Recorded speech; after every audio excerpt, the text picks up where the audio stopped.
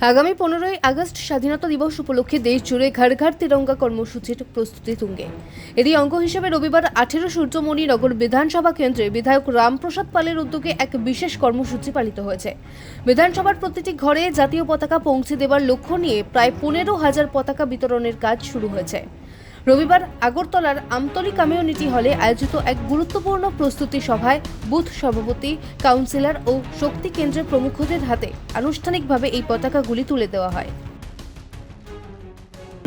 মহিলা মোর্চাকে নিয়ে করি, আমাদের অভিভাবককে একটা মিটিং করেছি। এখানে আমাদের এই এলাকাতে অভিভাবক মন্ডলীর নাম দিয়ে একটা মন্ডল কমিটি তৈরি হয়েছে।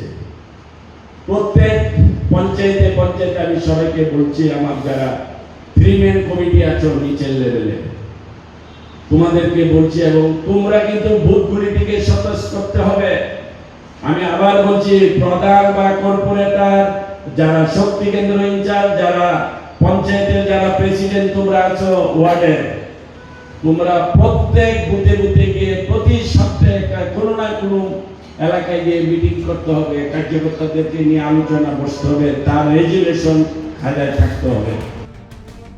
শুধু পতাকা বিতরণই নয়, স্বাধীনতা দিবসে বীর শহীদদের প্রতি শ্রদ্ধা জানাতে এবং দেশপ্রেমের বার্তা ছড়িয়ে দিতে সূর্যমণি নগরে এক বর্ণাঢ্য বাইক মিছিলের আয়োজনও করা হয়েছে।